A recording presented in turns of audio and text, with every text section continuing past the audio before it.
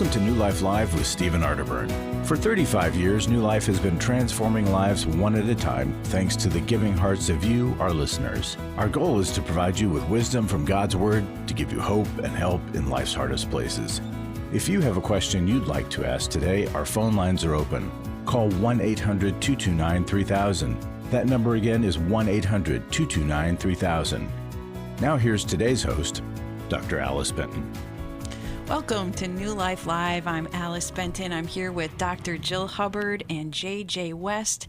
Dr. Hubbard is a licensed psychologist, and both she and J.J. have specializations in addiction, and Jill has done a lot of work with eating disorders as well. So we've got some knowledgeable hosts here, and so we'll be delighted to take your calls for 2 hours today. You can call 1-800-229-3000, and Jill will be teaching us here at the start of the show. Hi, everybody. So I have been thinking about the idea of loving our neighbor as we love ourselves. And I was looking some things up. Do you know that we are told to love our neighbor 8 times in the Bible? And that God thought it was so important that he coupled it with the command to love your God with all your heart, mind, soul, and strength from Mark 12. And so he wanted us to really get this. And if you think about loving your neighbor as yourself, if you really did that, would your neighbor feel very loved? And that I can't take credit for that. That's a John Townsend. I first heard him say that. So would your neighbor feel very loved in the way that you love yourself? I had an interesting experience this weekend. There's a man that has lived in our neighborhood, in the business district of our neighborhood, and it's a homeless man. And throughout my kid's life, my son has called him the hobo. And when my son was little, he was very afraid. Mom, there's the hobo. He was very afraid of him, and he was this big kind of walrusy guy. So this weekend, my son ran into him, and he tells me, Mom, the hobo has lost a lot of weight, and he's in a wheelchair. And he goes, and I talked to him. He said, I shook his hand and I looked him in the eye and I told him, asked him if he were the guy that sleeps outside of 7-Eleven. And that he said, yeah, that's me. And he said, okay, I'm going in. I'll get you whatever you want. And the guy said, no, I'm not hungry. And he's like, no, seriously, I'll buy you whatever you want. No, I'm really not hungry. And so my son walks into the store and he's talking to the store clerk. I just don't understand. I want to help this guy. And the store clerk says, oh, that guy has millions. And my son was just astonished. And so he goes back out and he talks to the guy and he says, I don't understand. I hear you have millions, yet you live on the grass next to 7-Eleven. I don't get it.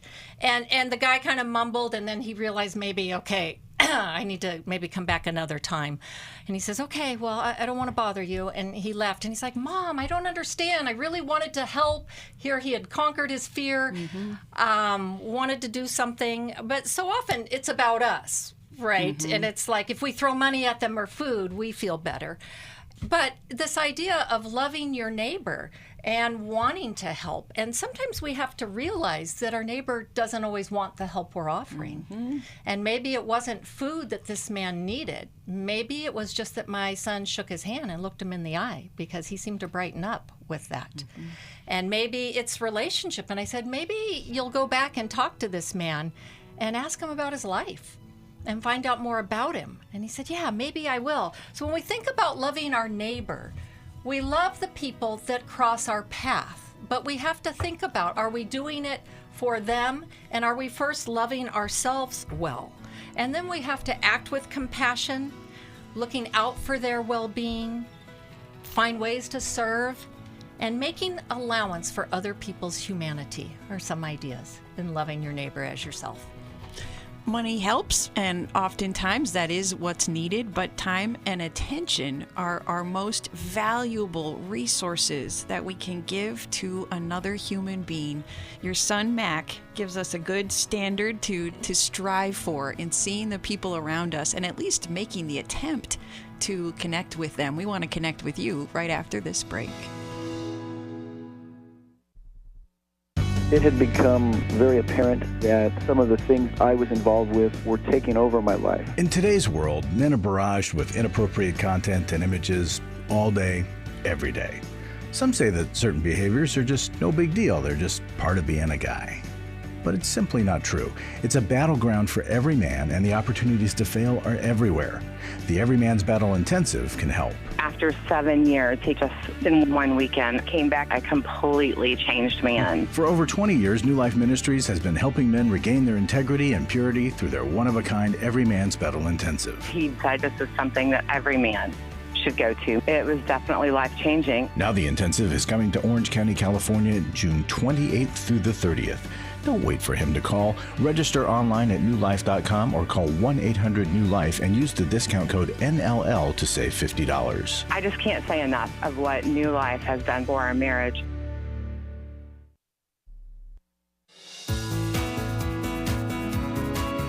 To find out more information about New Life or to order any of the resources mentioned on today's program, call 1-800-NEW-LIFE. Now back to New Life Live. I'm Steve Arterburn with a New Life Moment. Who amongst us enjoys criticism? Perhaps no one. In fact, even when criticism is constructive, it's usually about as welcomed as an IRS audit. But there's something even worse than criticism, and that's critical people. We all know a few people like this, and some of us have lives full of them. You know who I'm talking about, the person who habitually meets every plan with some version of "that's impossible." That person who meets every expression of enthusiasm or conviction with a smirk or a head wag. But remember, nearly every advance, discovery, or act of courage is precipitated by criticism. There's really only one sure way to avoid it: by doing nothing. And what kind of choice is that, especially for people of faith? If you expect to be praised, you must be willing to be criticized. Visit me, Steve Arterburn, at newlife.com for some tips on coping with criticism and critical people. And thanks for listening to this New Life Moment. And we do need feedback in order to grow, because iron sharpens iron, but it sure helps when that criticism comes from a loving source. Otherwise, difficult to swallow. Thank you, Steve, for your wisdom there. We're going to go to the calls. Vincent is calling us from Tampa, Florida, listening on Sirius XM. Vincent, welcome to the program. How can we help you? Thank you for having me. I just wanted to comment on the last program. It was about the woman was struggling, her and her husband, with addiction, and they were on a methadone program. I've been clean for 38 years, and still to this day, I still get, every now and then I'll get a craving to get high, to take a substance to get out of myself. And it doesn't ever go away. It's always there. So addiction doesn't go away. You have to, what I have to do, and I'm speaking for myself, is my belief in God. I have to go to meetings. I have to continuously be a good person on the outside and not do the things I've done before, people, places, and things. So that's my formula, and is it hard? It's a struggle, especially at the beginning, but it does work. These different 12-step programs work if you allow yourself to be open enough to work that program in your life. Mm-hmm. And that's right. That's my belief. It works if you work it. Well, and if you works if you work it. That's right. You humble yourself and you bring your shame into relationship. Because so often it's the shame and the pain and all of that keeps people from keeping on going back. Well, and Vincent, I so agree with you. The temptations never go away completely. Now, I've not struggled with alcohol or drug addiction, but I've definitely had my experience with sexual addiction. And when I talk with I lead workshops on this subject, right? So certainly I know what I'm talking about, right? I've figured it all out.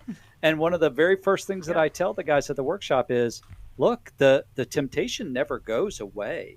I'm not going to tell you how to fix yourself so that you live this idyllic life and you're never struggling ever again. It's you learn how to handle the temptations when they come, not from, again, the secret formula, because that doesn't exist, but from learning to do just what you did, which is I've got to work on myself.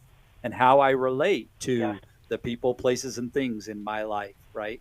And offering more of my authentic self instead of putting on the mask and hiding and retreating into whatever my drug of choice is. Exactly. Yeah. And one other thing for myself is that, I mean, to this day, and I struggle with this horribly, I'm starting to tear up, and I apologize, but I have a terrible past for the things that I've done, and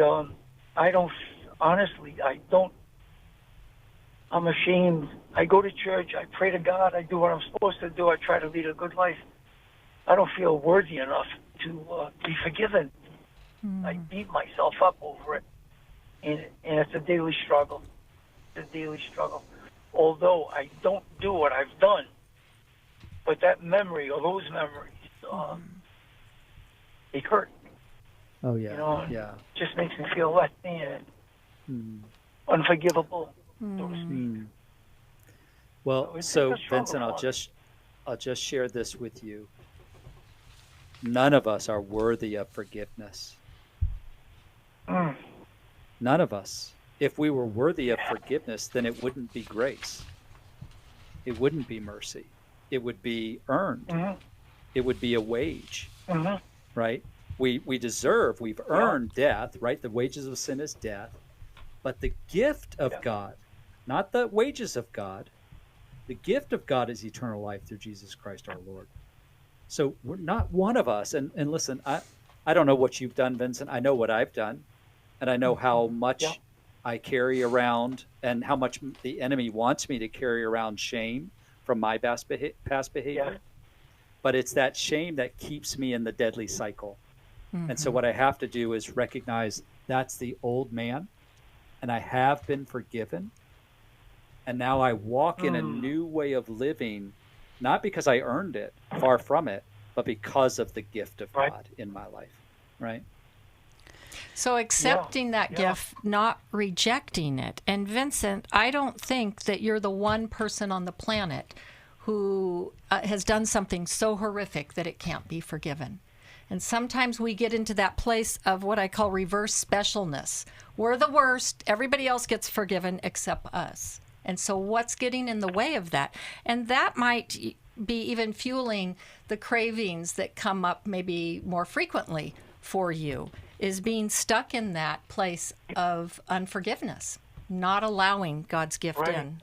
So, Vincent, one of his solutions when we can't feel viscerally his forgiveness is to access it through other people. And because you're so involved in recovery, you've got the base already there available to you. And what I ask you to do is to increase sharing the things you're ashamed of with the people that are safe to do so, and asking them if they can forgive you, even though they weren't involved.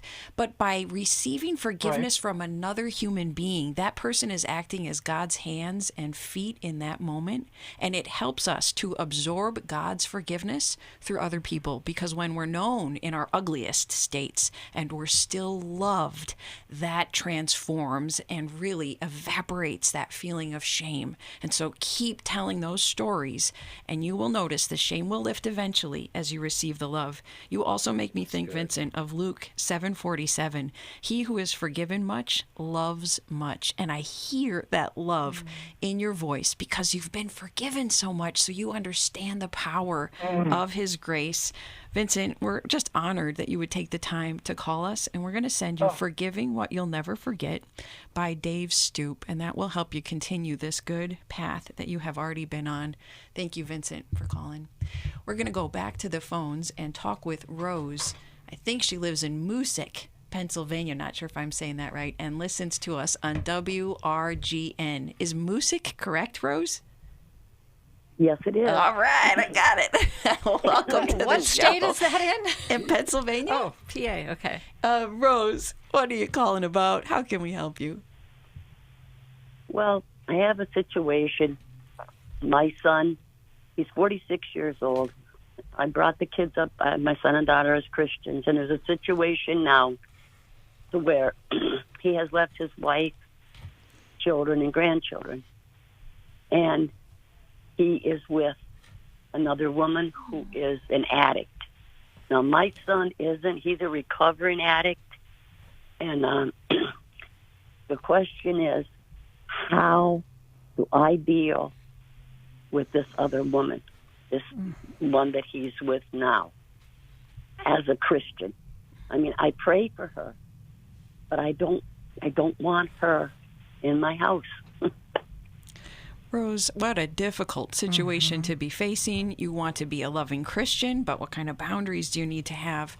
How serious has their relationship become? Are they living together? Are they moving towards marriage even? Right now, they're living in a motel. My son works, and he has a wife and 2 daughters and 4 beautiful grandchildren, and he has turned his back. Now, he talks to me, and he does talk to his wife. But the situation is, I do not want him using Elena, his wife. And I told him, you need to man up. You need to tell her. You can't play games. And concerning the woman, you know, I said, if you choose her, fine, Bobby. You're 46 years old. But don't forget, you know, and he has just, it's not him. He's left his wife and children and grandchildren and just turned to somebody that I really don't know. And Rose, he hasn't legally separated or divorced his wife either, and he's keeping some of this new life hidden? Yes. So his wife doesn't know? Yes, she does. Okay. She does. Okay. Because we confronted that. I said, you need to man up and you need to tell your wife that 27 years married. And I said, you can't play head games. You can't have your cake and eat it both. I will not tolerate that. And Elena and I are very close. My daughter-in-law, she's a Christian. She does not deserve that. And my thing is, with this other woman, I told Bobby, I love you. You're welcome in my home anytime. Please don't bring that woman. I just, you know, I just don't want, I hate drugs. And I know my son, like, is a recovered drug addict. He's doing great. But I just don't, like, I don't want to be a part. I pray for her, but I want nothing to do with her. Well, and I don't know. And that's understandable, Rose. I don't think that you're being a bad Christian because you're not embracing this woman. Your son is still legally married, and I'm glad you're close to the daughter-in-law and the grandkids. They need a lot of support right now that you could offer. Yeah. And it sounds like, well, your son has been in recovery. He's now off on a different, perhaps, type of addiction and running off with this woman who's also an addict. He's putting his recovery at risk. And he's going off on a fantasy of someone else that, you know, affairs are usually about how the other person makes that person feel. So how he feels about himself. He's running off in a fantasy, and that's an addictive lifestyle that usually goes nowhere and causes a lot of destruction. And so I think to have boundaries with someone who is actively being hurtful and destructive is appropriate, and it is the loving thing to do. Son, I love you, but you're involved in destructive behaviors that really hurt others. If you would like to get help, I will be right there. But as long as you're making these choices, I cannot be a part of that. I cannot participate. Okay. So I think even like having him in your home, if he wants to talk about how you can help him to move forward and to work on his marriage and his kids and all of that, that's one thing. But I don't think you should just entertain him in this addictive lifestyle that he's living out right now. Exactly. And he thinks he is going to help her recover. I said, why? Why would you risk your wife, your children, and your grandchildren? They love you so much. And he said, I want to help her. But I said, you're enabling her. You are not helping her. That's an excuse. He's wrapped up in some deception himself. Right. JJ, Either he believes that to be true, that he can somehow help her, in which case he's deceived, or more likely it's the excuse that I give you for me being able to have this relationship with her where I feel better about myself, and it's different. I feel like I'm the rescuer, I'm the savior in this relationship. So noble of him. As opposed to what I feel in my marriage. Yeah. So I would agree. It's okay to have boundaries. It's okay to say, look, I can't support the decisions that you're making. That doesn't mean that I don't love you and that I'm not there for you. So what that looks like moving forward, we have to talk through that. But I don't just allow you to behave however you want and say it's no big deal and it doesn't impact anyone around you. It is so difficult to know how to love well when that has to involve tough boundaries. We're going to send you the Boundaries book by Henry Cloud and John Townsend. We'll be right back after this. When you give to the New Life Scholarship Fund, you're giving someone hope for a brighter future. I was kind of in the closet and hid with my struggle. Your donation really made the difference, especially in my situation, because I would have getting laid off from my job. At the New Life Intensives, hurting people are able to begin a new path towards healing and freedom that has an effect on all of those around them. I think the people who support New Life financially are people that I'll never know. I'll never be able to thank them personally for the gift that they gave to us. Their giving saved me, my husband, and our family from being torn apart. To help hurting people to connect to the help they need, make your gift to the Scholarship Fund at newlife.com or by calling 1-800-NEW-LIFE and specifying scholarships. Someone called and sponsored me to come this weekend. Whoever that is, just know that you saved a life. Literally, you saved my life. 1-800-NEW-LIFE. I was sort of vaguely familiar that the 12 steps had some origination in the Bible. I found Life Recovery, and one of the things I liked so much was that it had such a broad appeal. It wasn't limited to just alcohol or drugs, that it was addressing a wide range of problems. At New Life, we believe everyone can benefit from a life recovery experience.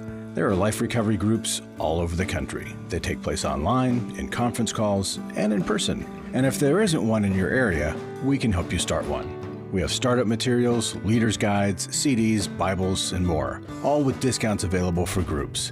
Call us at 1-800-NEW-LIFE and ask for Terry Ward. The 12 Steps have long been a great help to people in recovery because much of the 12 Steps' power comes from the fact that they capture principles clearly revealed in the Bible. The 12 steps is really a pattern for all of us as Christians. Call 1-800-NEW-LIFE. That's 1-800-639-5433. We'd love to hear from you. If you have a question or a comment, call toll-free 1-800-229-3000. Now back to New Life Live. Welcome back. We were talking to Rose, who is struggling with how to put the appropriate boundaries with her son, who's engaged with a woman he is not married to while abandoning his wife. And it is so difficult, isn't it, to put boundaries in place, because sometimes it means risking the loss of relationship, because sometimes people will choose to end relationship because they don't like our boundaries. And I can hear in Rose, she doesn't want to lose her son.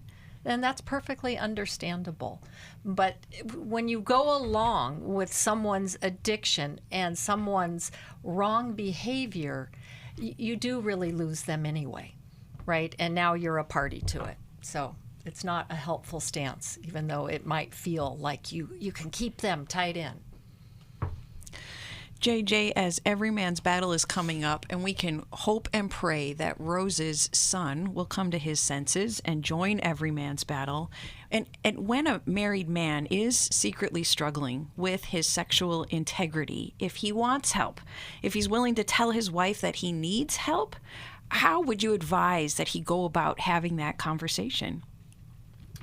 Well, I would start with meet with a counselor, one who has training and experience doing disclosures, walking a couple through a disclosure, because there's so many ways that you can actually get disclosure wrong and you can do more damage. A lot of times guys who have been secretly struggling, they want to come clean. They want to tell their wife everything. And unfortunately, their motivation is not for her to know the truth and for her to be healed.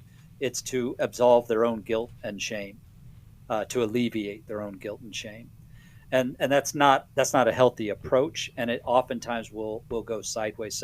So I would encourage them to get with a trained professional counselor who has experience and training in doing the disclosure, because they need to walk them through making sure that the disclosure is not defensive or blame shifting or minimizing or incomplete. So oftentimes guys will come clean, but they won't tell everything. They'll only tell part of the story because they're still trying to minimize or mitigate the damage. And so then the truth comes out later, and it's so much more damaging because now she's wondering if she can ever get the full story. So I would encourage seeking professional help. I would encourage going to the Every Man's Battle workshop.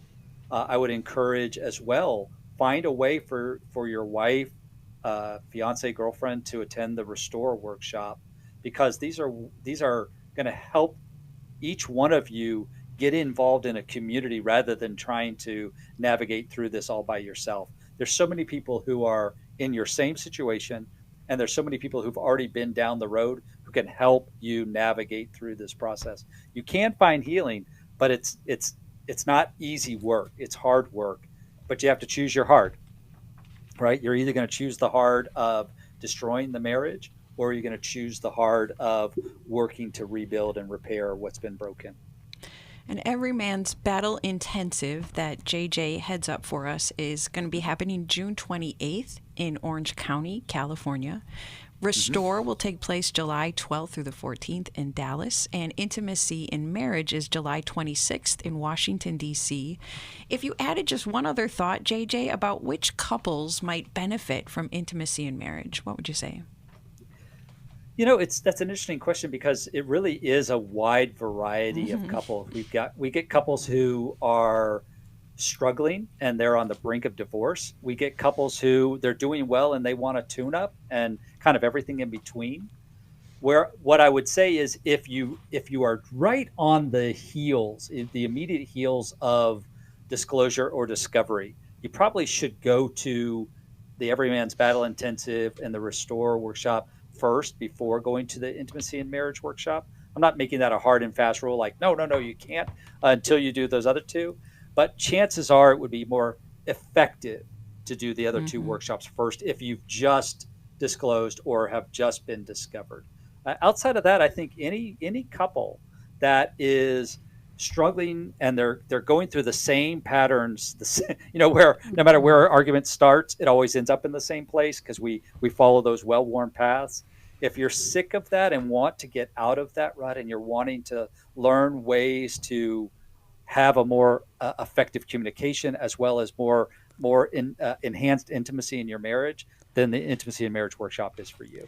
And don't let finances stand in the way if that's an obstacle for you, because scholarships are available, and you can call and ask us about those at 1-800-NEW-LIFE. We're going to get to another question, and we're going to be talking with Denise, who's calling us from Corpus Christi, Texas, listening on Sirius XM. We don't have a lot of time before the break, but we want to hear your question, Denise, and we'll talk more about it then.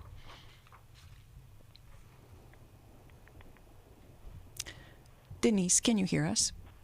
Yes, I can hear you. Okay. Thank you for taking my call. You're welcome. Welcome to New Life, and how can we help you? Thank you. Earlier, you was reading a scripture about loving your neighbor as yourself, and that's one of the things that I struggle with. My neighbor is my husband, and I don't know how to love him and how to respect him. The reason why is because he verbally abuses me. He calls me every name in the book. He yells at me constantly for everything that he thinks that I'm doing wrong, and I don't know how to take it. I don't know what to do. So Denise, we'll be discussing this over the break. We'll come back with some further questions and solutions, and I want you to be thinking about what has been your best attempt to address his verbal abuse. But hold that answer, and we will come back in a little bit. We're taking calls for those 2 hours today, 1-800-229-3000, and we'll be back to talk with Denise right after this break.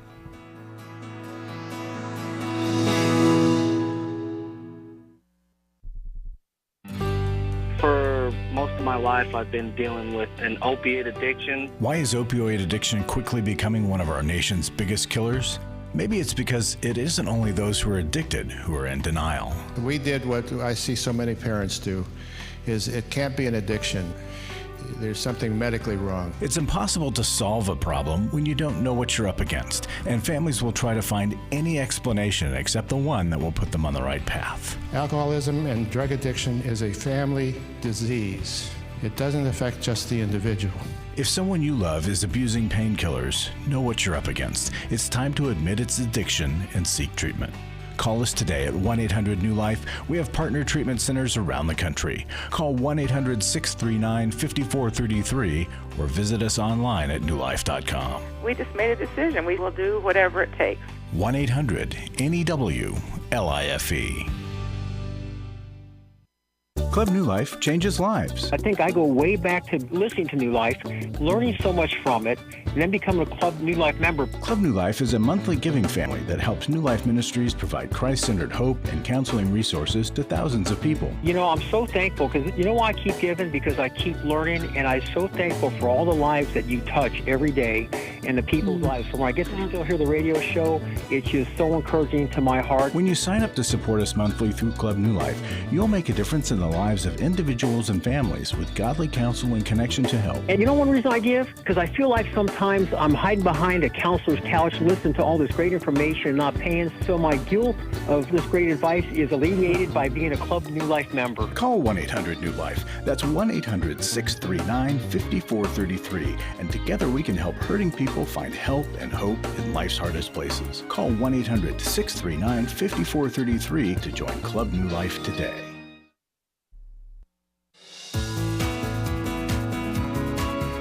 We're glad you joined us for New Life Live. To be a part of the program, call 1-800-229-3000. Now back to New Life Live. Welcome back. Just want to remind you that when you support New Life, you're helping people connect with transformational resources that can have an impact on future generations. When one person breaks an addiction, gets healed, gets healthy, it has a ripple effect on those around them, truly for generations to come. So we thank you greatly for your generosity in helping others. And you can give online at newlife.com or by calling us at 1-800-NEW-LIFE. We were talking with Denise before the break, and she described wanting to love her husband well, but not knowing how when he has been verbally abusive. Denise, I'd asked you to think about what have you done to try to address his verbal abuse? I pray and I ask God for help to show me what it is that I'm supposed to do.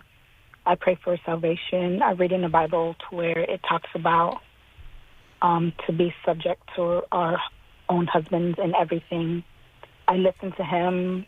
I ask him not to call me names, not to yell at me. Sometimes I'll stay quiet. And sometimes I'll even apologize for why he's hurt, why he's yelling at me. Mm-hmm. And I think I'm to the point to where my heart, I'm bitter. I have hatred in my heart, and I know that those are all the things that I shouldn't be feeling. I don't know what to do from here. Denise, this might sound strange, but I actually support some of that hatred you're feeling, because God also hates when evil is perpetrated, and evil is being perpetrated against you.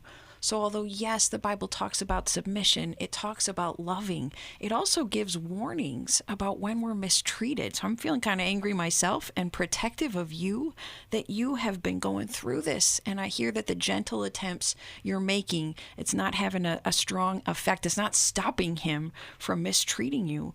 Will you tell us a little about the history of relationship with your husband? Has it always been this way, or was there a big change where he started to mistreat you? When we were dating, he was good. He was perfect. And then when we got married, almost 6 years ago now, is when it started to change. Like he would tell me that I would have to listen to him now because he's the man, and there's certain things that I'm not allowed to do anymore. I'm not allowed to have friends. I'm not allowed to, just certain little things. And then he found out that I was tithing, and he told me that I'm not allowed to tithe because I can't even support him. He said that money would be better used in our family than me giving it away. So little things like that, that he would say, I need to use my brain. God gave us a brain. I need to use it. I don't need to go to church to give away the money. And I think it started from there. Every time I did something that he didn't approve of, he would yell at me and tell me how stupid I am for doing what it is that I was doing and tell me not to do it again. So it started right after we got married, bits by bits. And now it's just to the point to where he's cursing at me and calling me names. Denise, he has such rigid, controlling rules for you that some of which actually counter what you knew God to say about what we should do. And tell me, is there a familiarity to this for you? Did you grow up in a household where somebody was acting similarly? I don't think so. Not to this extent. Maybe a little bit. But like the abusive part, physically abusive, yes. And yeah, I guess a little bit of verbal abuse too. But not physically abusive? Who was physically abusive to you growing up? My parents. Okay. Denise, what you're describing tells me the house is on fire, and it has been, and your childhood home was on fire, and the tone of your voice just breaks my heart because it tells me you're used to this, and this is normal. This is what you grew up with. But girl, your house is on fire with the way your husband is treating you. And you're looking at what you're doing wrong, as if you're not loving him enough, respecting him enough, as if you could do more of that and it would change things. I think I'm looking at it as how to live. Because of it, I convince myself every day to not end my life. But I can't because I have a child and I don't want to leave her.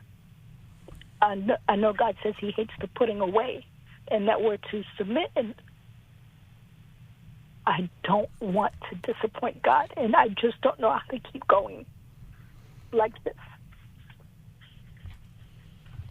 Denise, can I ask, when you said you've asked him to speak to you differently, you've asked him to not be insulting and harsh and abusive, what's been his response? I know he hasn't changed, but does he say, okay, I'll try to be different, and then doesn't do it? Or does he say, no, I'm allowed to treat you however I want because I'm the man? He'll say that I provoke him to don't be disrespectful, that I have to listen to him because he's the head, and he'll send me Bible scriptures that says what I'm doing wrong or how I need to submit unto him in everything. Okay, so what he does is he uses scripture as a weapon when it's to his advantage. You need to submit to me. You need to do what I say because I'm the man. But when he doesn't like scripture, like, hey, we need to tithe and don't give up meeting together, he doesn't like those verses, so he ignores those. Correct. Yeah. So was he a, from what you could tell, and granted we can't always tell for sure, but when you were dating, did he appear to be someone who was a genuine follower of Jesus, or did he just simply attend church every once in a while? No, when we were dating, he would say that he's still learning, he's still reading the Bible, and I took that on credit, and I was like, okay. He was very respectful. He was so nice. And then after we got married, he did tell me that he went to Bible seminary for a few years, and he's read the Bible back and front, and there's some discrepancies, and he didn't tell me any of this while we were dating. So he doesn't believe in the Bible, but because I do, he wants to show me what it is that the Bible says when it comes to my behavior. And Denise, anything about his history that would set him up to be so angry and controlling, or are there any? Is he someone that uses substances? He doesn't use any substance at all. So maybe about 2 months ago, I went to the doctor and I found out that I have HPV. And I told him because I thought he should know. And he blames me for having an affair while we were married, and I told him that I didn't. I told him that the doctor says because if I've had more than one partner in my life, then I could have gotten it any time and it lays dormant. When I tell him that, he tells me that I'm lying, and that's the reason why I don't want to have sex with him, is because I was having an affair with someone else for almost a year. And so when he asked me, can we be intimate, and I tell him no, when he asks me why, I tell him it's because it's the way he talks to me. I can't be intimate. I don't know how to be intimate with somebody who's yelling at me and calling me names all the time, and then you want to touch me. And he says, I'm lying. It's not that. It's because I'm having an affair. And I told him I'm not having an affair. If I had an affair, do you think I would tell you that I have this? I'm not. I'm telling you this because I want you to know. It's only right for you to know. Denise, so every time we argue, I have to ask an ugly question. When a spouse makes accusations like that, it sometimes means that they are struggling with their own sexual integrity. Have you ever worried that he's using pornography or that he's had an affair? I don't worry about it. I don't think that he's had an affair. I don't know if he's using pornography. It's possible, but I don't know. But it's not something that I worry about because I feel like if he does have an affair, then he can get with her and leave me alone, and he won't yell at me as much. It would almost be an escape for you. Yes. When a man is this abusive, we usually need to bring in a couple of things because your words are not having enough of an effect. And so the Bible tells us to try to bring in a witness. And in this kind of situation, you really could use another man who's a believer who will come in to confront your husband. But I know that can be risky. If you are still attending a church, asking your pastor to meet with the two of you can sometimes be helpful, or a male family member. But the Bible also tells us if someone is in chronic, unrepentant sin mistreating us, this is from Matthew 18, then we're to start separating, and that can be at different levels.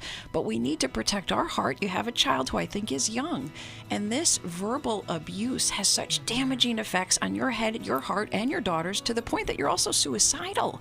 And so we want to get you connected with an individual counselor as well, because you need a high level of care so we can help keep you alive, help you regain the desire to live, and get you and your daughter safe, hopefully through these interventions that might convince him to receive help. And I want to send you Worthy of Her Trust, because it's a book that tells you what you should be able to expect from a man who should be living right. And we'll be right back after this. We all face days where life throws us a curveball and our routines or plans get disrupted. Things we wanted to do are forced to take a backseat to the unexpected demands of the day. If you normally listen to New Life Live on a radio station, well, you might not be able to that day. And on these hectic days when you're feeling stressed or frazzled, hearing the sound of counsel given on New Life Live is just what you need to navigate the unexpected things of life. Every time I'm troubled or I have a problem, I'll cut on New Life, and there's always something that is said that is helpful to me. By listening, I have learned more than I can ever express about how God wants me to live. Download the New Life app for the easiest way to listen wherever you are and at a time that's convenient for you, or watch the show on our YouTube channel. You can even subscribe to our podcast from your favorite podcast provider. You never have to miss a day of New Life. Wherever you are, we are. Dr. Heidi Summers on coaching. A lot of people don't understand the difference between counseling and coaching. Coaches can help you with strategizing. Not everyone is in a crisis or recovering from a trauma.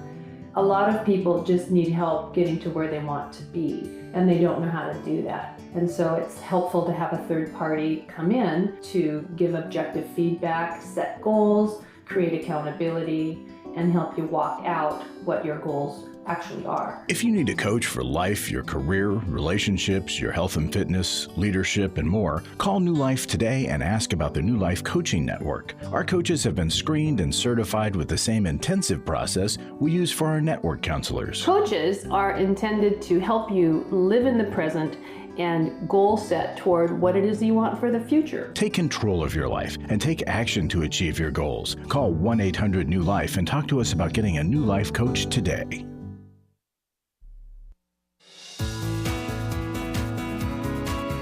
To find out more information about New Life or to order any of the resources mentioned on today's program, call 1-800-NEW-LIFE. Now back to New Life Live.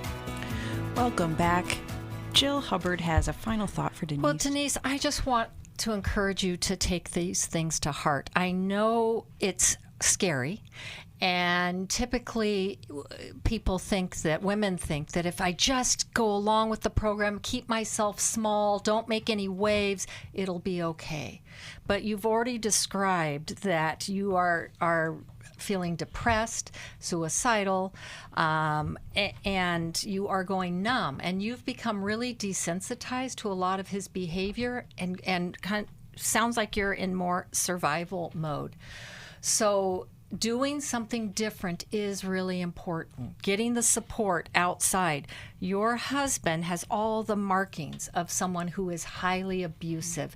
And I believe it'll only get worse. The more he can isolate you, the worse it'll get for you and your daughter. So you're going to have to be brave and bring people around you that will give you that courage to break out of this and to do something different. And this is why there are domestic violence shelters. While he hasn't hit you yet, it sounds like, I worry about that in the future and for your daughter. Thank you for the courage you've had in calling, Denise. And hold on, because we want to connect you with a counselor in your area. We're going to talk next with Kay. Kay's calling us from Bowie, Maryland, listening on WAVA. Kay, welcome to the program. How can we help you today? Because I am just under 2 months married to someone who's in recovery. He became sober, went to detox in January of this year, and then went to rehab. We have a good rapport with each other. We love each other, but I find myself having a lot of anxiety because he started using tobacco again and also drinks a lot of caffeine, which I guess I find like, okay, coffee is fine, but how many cups in a day is healthy? Just a little backstory. He came from a family that is riddled with drug abuse. His mom, I believe, was on drugs when she had him. His dad was selling, using, brother, sister. He had a brother that committed suicide, but he was only using recreational marijuana. Abusive stepdad. He was a Marine, came out, and, PTSD, a couple other things, but he's doing well so far in his recovery. I think I'm just trying to navigate this world because I've never used hard drugs. We have 2 children in the household that are my kids. They're both under 6 years old. So I'm just trying to navigate this world and trying not to be critical of him, being helpful, but also not be a parent-type person, I guess. Like, act like a parent towards him. JJ, let's start with you. Yeah, well, Kay, thanks for the call. And I'm glad that you recognize it's not going to be healthy for you to be his parent. You're his spouse. And it's, if we work really, really hard, right, we can make decent spouses, but no matter how hard we work, we make lousy saviors. And so I don't need to step into that role of I've got to fix you, I've got to parent you, I've got to save you, right? He's got to do that work of recovery. So I'm glad that you're recognizing that. I think it's important for you to recognize and voice, hey, I'm feeling some anxiety around your tobacco and caffeine use, but recognize that that's for you, that's your feeling, and you've got to do the work of resolving the fact that I can feel anxious about your behavior, but I can't fix, change, or control you, right? I'm not in charge of you. You're in charge of you. And it may make me nervous, and I can voice that to you that it makes me nervous, but that doesn't mean that I get veto power just because I feel anxious about your behavior, that I give veto power in your life to say you can't do this anymore.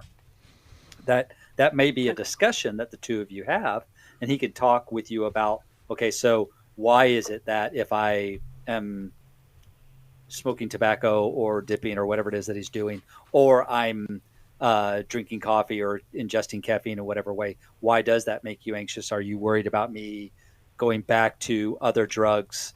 And talk through that, and he can maybe share with you if he has a plan. But it doesn't, just because I feel a certain way doesn't mean that I get to put in roadblocks for you, because again, I'm not your parent, I'm not your savior, I'm your spouse, I'm your partner, and I'm going to walk this road with you. So I really appreciate that you're seeing that. Just be careful that you don't let it take you into some unhealthy dynamics where you're trying to tell him how to live his recovery. I think I have already, because I came from like a critical household, and he's made comments, like if he pours me the coffee and I want, almond milk instead of regular milk, I'll say something, and I try to be quiet because I realize it's not helpful, but he said something like, oh, okay, so it's not good enough, or I know that I've already kind of damaged the trust a little bit because of